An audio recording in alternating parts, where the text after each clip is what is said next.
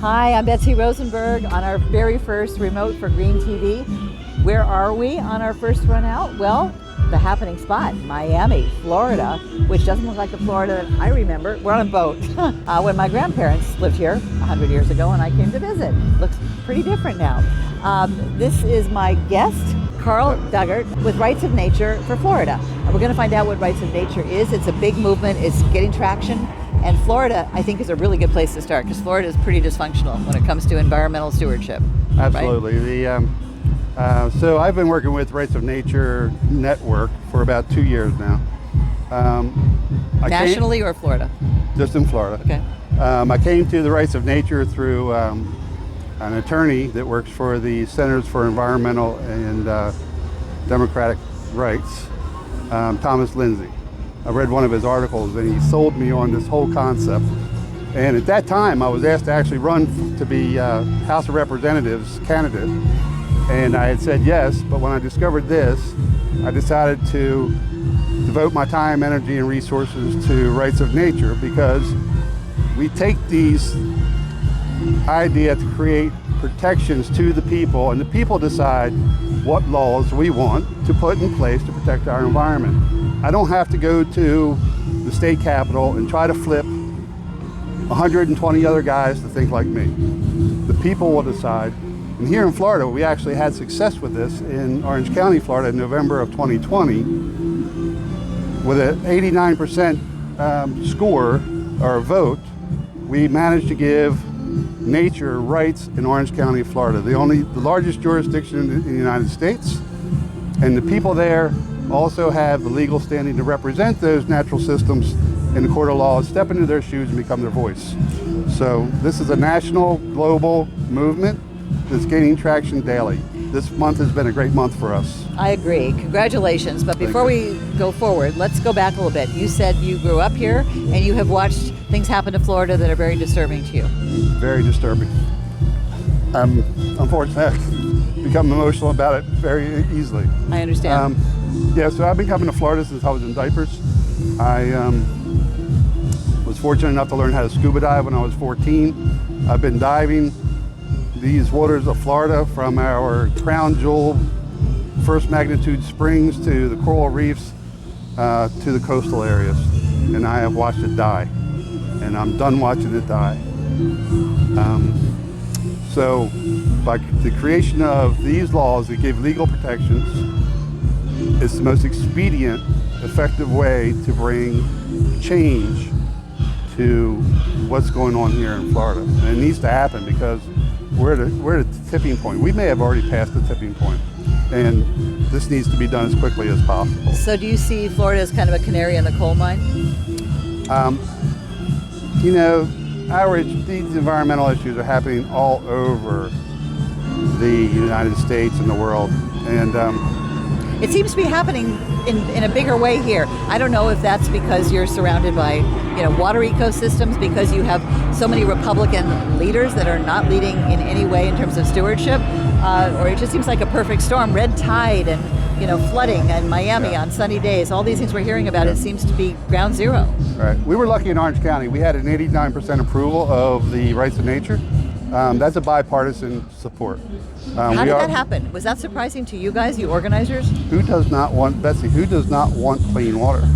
I mean, was it couched that way? Because yes, Republicans and Democrats alike will talk about clean water, clean air, but they usually don't talk about climate. But was it in the marketing of it that made it so successful? Yes. Okay. Everybody can get behind this initiative, and we were working locally to pass these initiatives at the municipal level, the county level. But when the Orange County initiative passed, our state legislators here in the state of Florida decide that no other municipality or county should decide to have rights for nature. And they passed a preemption law and a misnamed Senate Bill 712 called the Clean Water Act. In the 11th hour, they snuck in for preemption, preventing any other jurisdiction from creating these laws. So this is what we're up against. And this is all, the opposition is primarily big agriculture, Chamber of Commerce, big usual developers. suspects. The usual suspects. And, You know, the legislators that passed the preemption or pushed the preemption through, they probably don't have a clue. They probably didn't dig in for 1 second on what this means as a protective tool for their toolbox. For their future and their future. Children and grandchildren's future. Right. You know, that's the problem. It's not given nearly enough thought. Yeah. I mean, this is not my quote, but you know, we're borrowing the future from our children and future generations, and we're not protecting it. Here in Florida, it's severe. We're not borrowing it, we're stealing it. Yes. Record time. That's right. Record speed. Yeah, I agree with you. So, rights of nature, do you think it will catch on across the country, and what's happening worldwide? So really, it's you know, what we're trying to do is create a whole new paradigm of protections. We're trying to, because of the state preemption, we've moved now away from actually giving protections to the ecosystems, to the waters, to giving a human civil right to clean water. Human civil rights cannot be preempted. So now as we write our new amendments for a state constitutional amendment, because that's where the state preemption sent us to the job of creating a constitutional amendment to the state level, which will supersede any preemption they've already done. So this is our tactic. These things are reviewed by a team of attorneys much brighter than myself. And are they coming to you, though, for advice since you've been successful in Orange County? Other jurisdictions, other regions, other states perhaps that want to get on the bandwagon, hopefully. You know, Florida Rights of Nature Network is a statewide initiative. We have 300 and plus ambassadors all across the state. Yeah, we have folks working in their own local towns to create, again, try to create these things locally, as well as support the state initiative. Yeah, so are you encouraged? You just said something in passing. You've watched Florida die, ecosystems die here in your native state.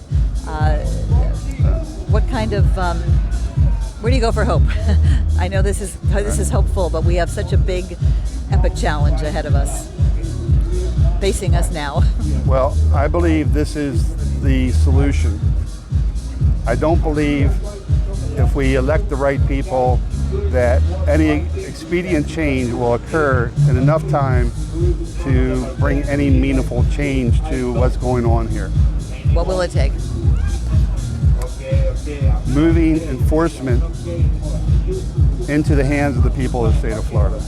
And that's what we do here with the Rights of Nature, because it provides legal standing to every state resident of the state of Florida to litigate, even if you have not been personally harmed and suffered damages, which is what legal standing means. You can litigate upstream. So even though I'm being impacted by agricultural effluent that makes it into my backyard halfway down the state. We all live downstream, right. To quote Sandra Steingraber. Yeah. I can litigate upstream, and this is what this does. It provides legal standing to litigate beyond the boundaries of the jurisdiction. And litigation muscle is very important, but what about educating the public? How important is it to get more citizens just understanding the connecting of the dots and falling in love with nature the way some of us have and have not been able to watch it die and sit back and watch it? I find bringing awareness to be the most difficult task we have come to. Social media algorithms create a situation where we're preaching to the choir. To break out past those algorithms, to get our message to the people that need to hear it, is very difficult. And mainstream media has not helped much. No. The news media has just only recently started mentioning climate change and ocean coastal erosion and all the issues we have, extinction, very minimally. They think they're covering it well. And that's a big part of it, right? If you don't see it on the evening news or cable news and you hear politics and pandemics all day long, you think, what could be that bad? Or I would be hearing about it as much as I'm hearing about these other things. And by the way, there is a connection, of course, between COVID and climate change and environmental destruction, and those connections don't get often enough drawn.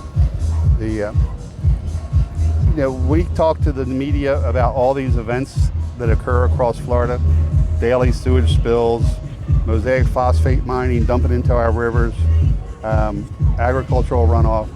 And you can talk for 30 minutes to a news reporter and they give you 1 minute and 40 seconds. If you're lucky, with a If you're 20-second soundbite. Right. Yep. Right. Not going to save the planet. In that way. minute and 40 seconds, you might get 3 or 4 sentences in. And, you know, most people are just busy grinding out a living, putting food on the table, making a check, paying, keeping a roof over their head. They don't have a time to assimilate what's going on in their own backyard. That is our big challenge. And it's the biggest challenge. It is. And that's, anyway, thank you for making a great advertisement for Green TV. That's what we are all about. Connecting the dots, focusing on solutions, interviewing the solutionaries, people in the forefront of their respective green movement. And it's not just climate. I mean, it's oceans, it's wildlife, it's biodiversity, it's everything that we're doing to Mother Nature, oftentimes unknowingly, but we know enough now we should be changing how we're interacting with nature. And if we don't have harmony with, you know, our life support system, how can we expect to have healthy people when we have a sick planet? Well, that whole paradigm shift, the cultural shift of people recognizing that we are no longer can regard property and ecosystems as property, and that we are actually a part of them, and as we kill them, we're killing ourselves. And eco-suicide is a movement. It's an eco-suicide. That's exactly what it is. It's a strong word, but it's so important, and it is related to rights of nature, right? Do you think that should be discussed much more often? Because while it does kind of shock people, what do you mean eco-suicide? It's exactly what we're doing. And if anyone has lost a loved one, they know how tragic that is and how difficult it is to grieve. Imagine we lose nature, again, our life support system, and it's too late, and then you just can almost see people say, well, why didn't you tell us? No. Well, you weren't listening for how many decades? You know, our regulatory system in the state of Florida, and probably everywhere, is based on failure, because over 50% of our Florida waters are impaired, designated impaired. Well, when do they become impaired? When they reach a level of pollution that's determined to be harmful. Right. Well, why didn't you address that level of pollution before it was too late? Before it was too late. Exactly. Once it gets to the impaired, standard, it's impossible to do that. Much easier to treat the patient while they still have, their organs are still working. Signs of life, not when they're in this, Everything's reactive, not proactive, and when it comes to environmental protections. Right. And that needs to change, and it needs to change quickly. Right, intensive care unit is what I was trying to say. We have, our planet is underneath intensive care, and it's something that is so important and so urgent. We don't have a lot of time, do we? We've been really good at kicking the can down the road, especially the carbon can. We're good at kicking the can down the road. I don't need to hear one more study. I don't need another water test. All I got to do is look out my window to know that our waters are in an emergency state of decline, and that are worse off than they were 60 years ago. I mean, and our regulatory systems and legislative systems have allowed this to happen. It's simple. I have one question before we let you go and get back to the party. We are on a boat in the harbor here. Is that what this is called? This is Miami Harbor. This is Government Cut. This is where you can see the crane. Here are this is called Government Cut. This is Key Biscayne. Just down the road to the right is the Florida Keys. To the north is the Intracoastal Waterway that goes all the way to probably Canada, New York anyway. Florida's such an interesting place because it looks a little bit like Las Vegas now with these high rises and a lot of neon lights, but it is such a complex and important ecosystem, maybe because it is surrounded on all sides by water, because it gets a lot of the tropical weather, the extreme weather events, the hurricanes. And those are increasing. But you also get something, I think, somewhat unique to Florida, and is it the red tide, red algae? And that is the one issue that I think I saw your governor get concerned about because it was impacting tourism. Is that a good way to get people, both citizens and leaders, to care about this by pointing out the impact on the bottom line, which is important, but gosh, it's too bad that it takes that much, because if people aren't coming to enjoy the beach, they're not shopping, they're not eating at the restaurants. Right. So are you okay? So getting back to my experience here in Florida, I've been on the water my entire life. I grew up on the Chesapeake Bay in the state of Maryland. I got to Florida as quick as I could. I've had an oar in my hand. I've been on a boat almost my entire life. And I bought a waterfront motel on the west coast of Florida, and I sold it last year because the water is so polluted that the economic impact, my life dream, I had to sell away because the water's so bad that I saw, the writing is on the wall. We're going to have an economic collapse based on toxic waters in the state of Florida, and until they address this, until it gets to that point, they're probably not going to move. I mean, all over Florida, they're still developing coastlines when they need to be talking about managed retreat. And look what happened in Surfside. That may have had some climate angle. Maybe. But in 30 or 40 years, what you're looking at here is going to be gone. Okay? What do you do with this infrastructure? Right. What happens when this sea comes up and washes over the curb and starts to dissolve all the oils and septic Can you see tanks? all this? Yeah, yeah. We haven't even begun to see toxic waters. Over the 50, 60, 75 years, we're going to be gone. But what's coming is going to be catastrophic. We are on our way to that sixth extinction. And the train's not stopping, it's coming. And we're the first ones to cause this extinction. I know we have to wrap up, but do you have children? Maybe hope to have grandchildren someday? No. You just love, but I love that you're so emotional anyway, because it's not just parents that should care about this beautiful place. No, absolutely. No, never married, no kids. Thank you for your devotion. Thank you. When I got here, Florida was a pristine garden. Our coral reefs are now from 70% down to 3% hard coral growth. They're essentially dead rock piles. My passion to be on the water as a boat captain and doing water tours and taking the people out so they can experience, the romanticism of doing that is gone. I don't want to be on it, in it, or eat anything out of it. I'm done. It's just too depressing. No, it's terrible. So are you giving up? Giving up. It's hard not to give up. It's hard to stay in the fight. It's hard not to give up, and it's hard to give up. No, it's very difficult. In fact, I've been struggling lately, especially with the news coming out of Glasgow last month. I'm really struggling with staying in the fight because not enough happened. If we accomplish what we want to do with the creation of these new laws, what's the end result? That train's not stopping. It's coming. It's coming at all of us. It's coming for everyone, wherever you live. Yeah. That's right. The only thing that I could hope for is that the laws we create today for nature, that maybe somebody will pay attention to them on the other side of the extinction, the folks that are left. Thank you. Thank you so much for your time. I'm sorry that we had all this interference, all these helicopters. I hope you were heard because it's very profound. Thanks for being in touch with that and sharing it because it is sad. It's tragic. And we need to get in touch with that anticipated grief. Yeah. It's not too late, but it almost is. So if you wish you could bring back your mother, your father, your brother, your sister, your uncle, how is it going to be when we lose Mother Nature? So while we have time, while it's not too late, let's all do everything we can, and there's so much we can do to preserve what we have and what we've been given, this precious planet. Well, we're going to need massive support so we're now running our state constitutional amendment petition initiative into the 2024 election cycle. We need massive support. We need celebrity support. We need to get the word out. We need financial support.